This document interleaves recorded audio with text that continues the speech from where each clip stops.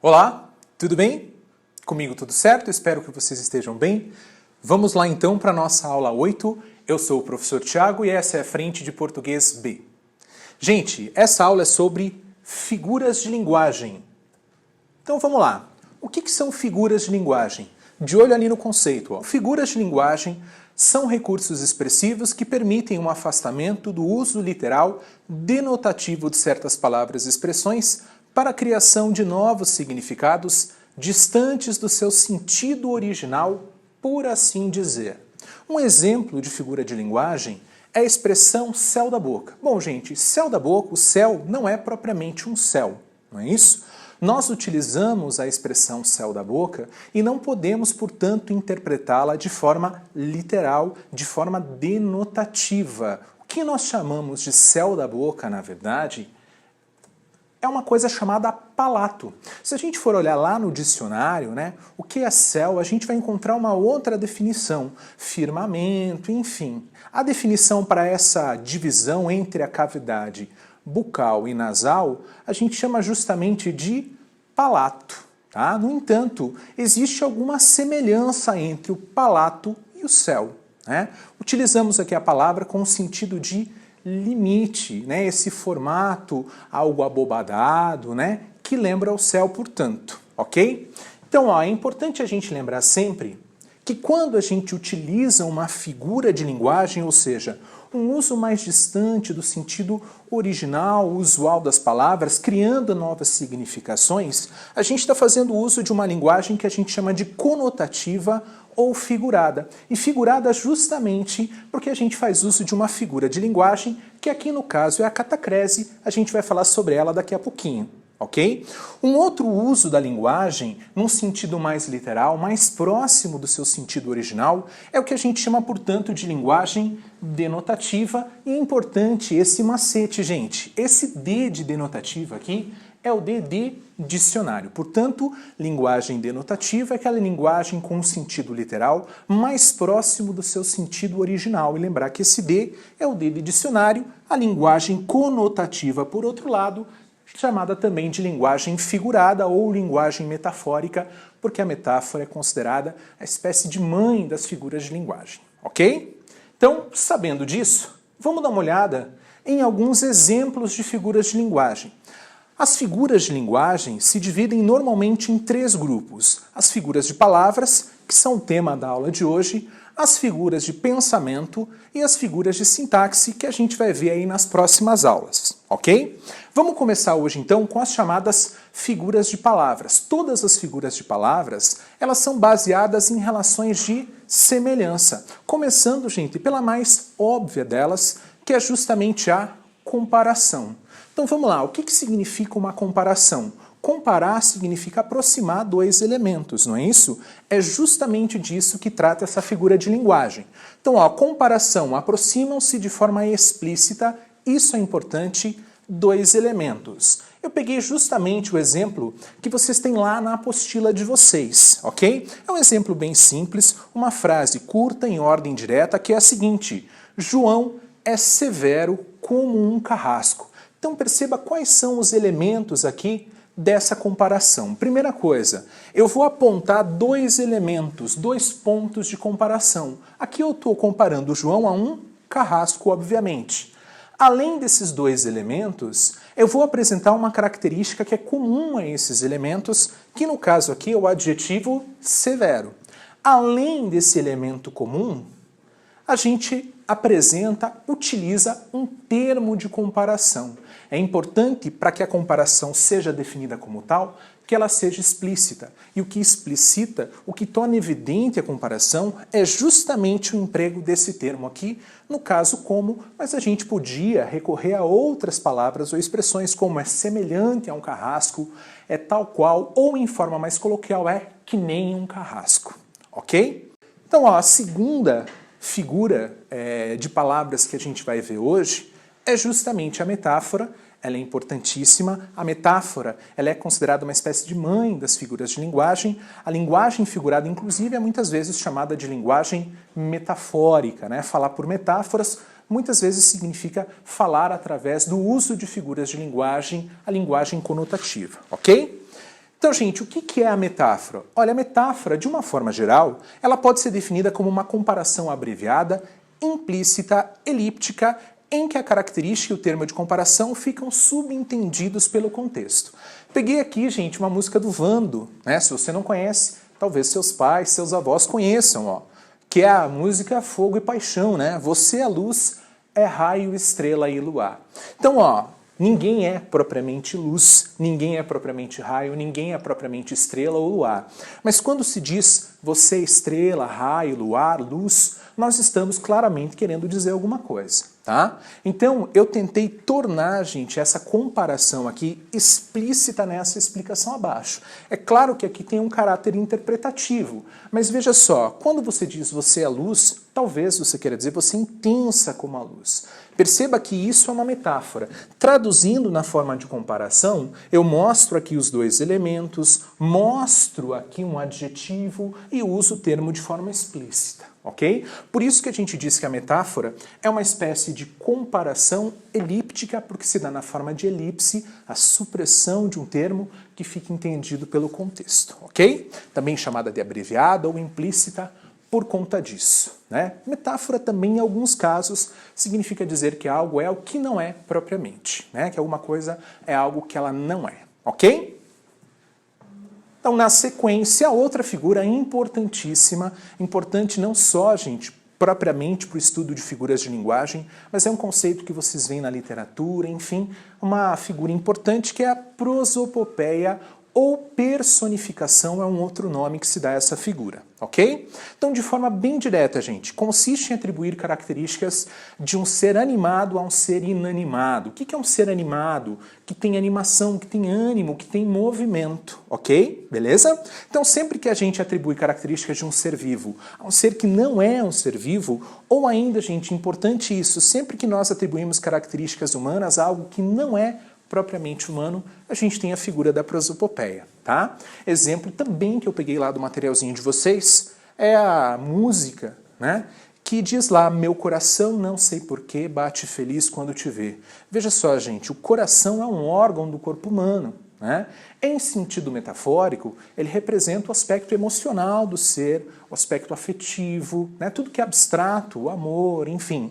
Então, meu coração bate feliz, o coração não bate feliz, né? Ele simplesmente funciona, bate e o coração não vê. No entanto, nós atribuímos aqui características de um ser animado, características humanas a algo que compõe o corpo humano, mas que não é propriamente o ser, ok? Então, meus olhos ficam sorrindo da mesma forma, os olhos não sorriem e pelas ruas vão te seguindo, ok? Então, o que nós temos aqui é prosopopeia ou personificação importante.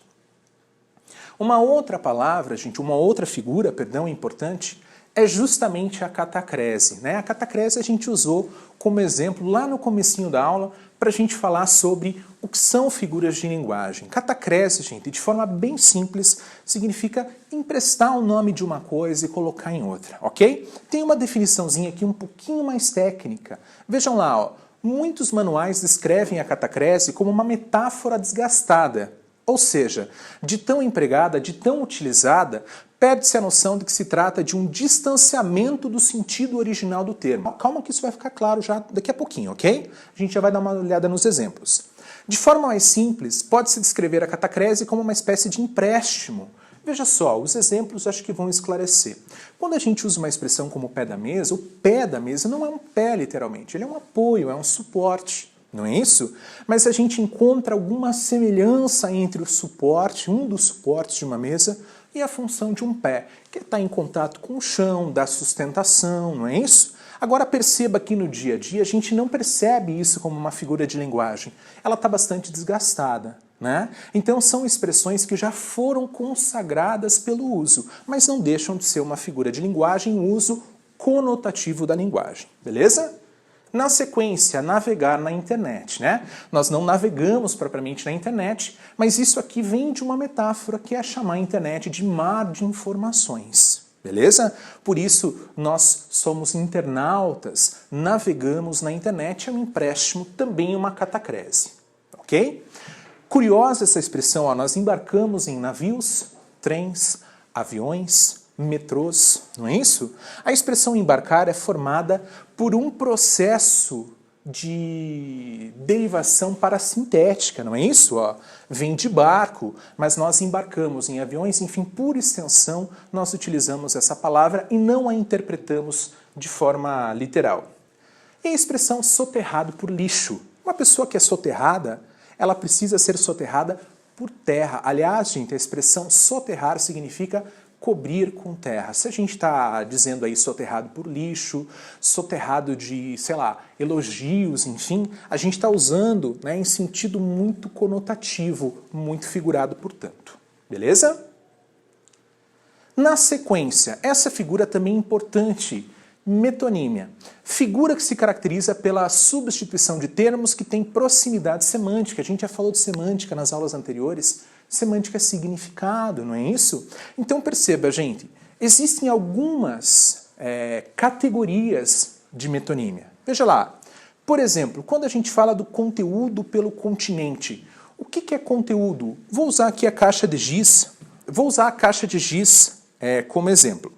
O que é continente? Continente é aquilo que contém algo, e conteúdo é o que está contido. Nessa relação entre o giz e a caixa seria o continente e o giz seria o conteúdo. Muitas vezes nós nos referimos ao continente para fazer referência direta ao conteúdo. Ó, gente, um exemplo está ali, ó.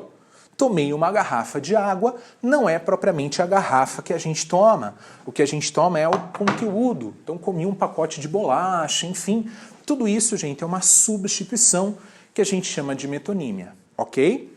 Depois, a gente também usa metonímias quando a gente se refere à obra através do autor. Então, ó, assisti a todos os Tarantino, o diretor Tarantino. Aqui, na verdade, eu estou fazendo referência aos filmes do diretor Tarantino e não propriamente ao diretor. Não se assiste um diretor, não se lê um autor, não se ouve diretamente um compositor. Tá? Então, nós falamos do autor para fazer referência à obra, o que também é uma forma de metonímia. Beleza? Depois, gente, o efeito pela causa. Ó, comprei com o suor do meu rosto. O suor, gente, é o efeito do esforço. Não é isso? O esforço, o trabalho, enfim. Agora você está falando do suor para falar justamente das suas causas, que é o trabalho árduo, enfim, também uma forma de metonímia, beleza? O concreto pelo abstrato, ó, tem uma cabeça muito boa. Na verdade, gente, isso quer dizer que você tem uma boa memória, né? Então, a cabeça concreto, memória abstrato. A marca pelo produto ou serviço. Tire um xerox desta folha. Na verdade, o termo seria fotocópia. Olha, usei uma gilete, né, maisena, no lugar de amido de milho. É comum também esse tipo de substituição.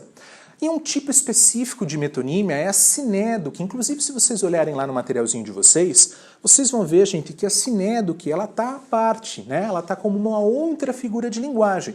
Mas se você ler com calma o teu manual, ou qualquer outro manual de língua portuguesa, você vai perceber que a sinédoque é um tipo específico de metonímia que se caracteriza pela parte pelo todo ou todo pela parte. Um exemplo está ali, ó, venderam 1000 cabeças de gado, não é só a cabeça que se vende, a gente fala da cabeça para falar aí do corpo do animal como um todo, né? Do animal em si, beleza? Então tá aí. Na sequência, gente, sinestesia também é um conceito bem importante para a literatura, ó. Quando a colega for falar de simbolismo, por exemplo, uma corrente literária ali do final do século XIX no Brasil, ela vai falar bastante da sinestesia, que era uma figura bastante utilizada por autores como Cruz e Sousa, Alfonso de Guimarães, enfim. E sinestesia, gente, significa simplesmente união de sensações, cruzamento de impressões sensoriais de matriz distinta. Sempre quando você mistura dois ou mais sentidos, a gente tem uma sinestesia, tá?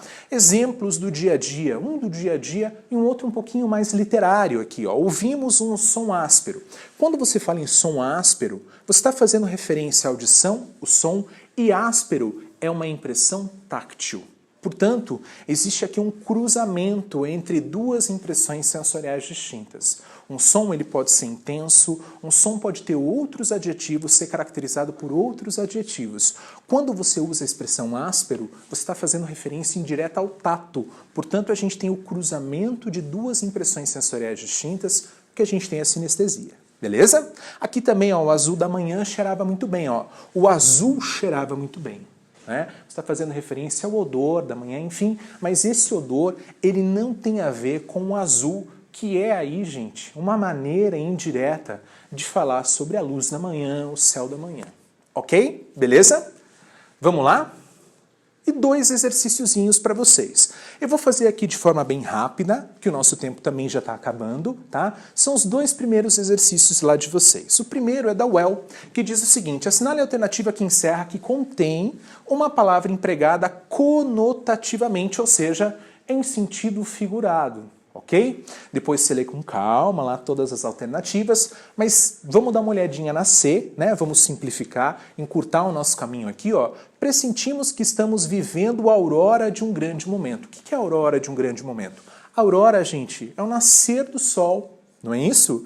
Agora, um grande momento não nasce como o sol. A gente está empregando, a expressão aurora, que, portanto, em sentido figurado, não é propriamente o nascer do sol. Portanto, gente, esse primeiro teste tem como gabarito a letra C, tá bom?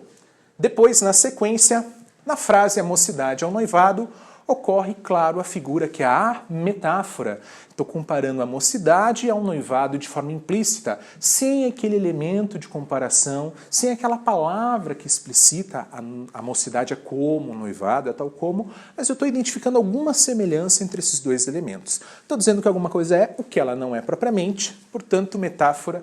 Portanto, aí temos lá o gabarito que é a letra A. Ok? Façam os exercícios, acompanhem lá com a apostila. Um bom estudo para vocês. Tchau, tchau!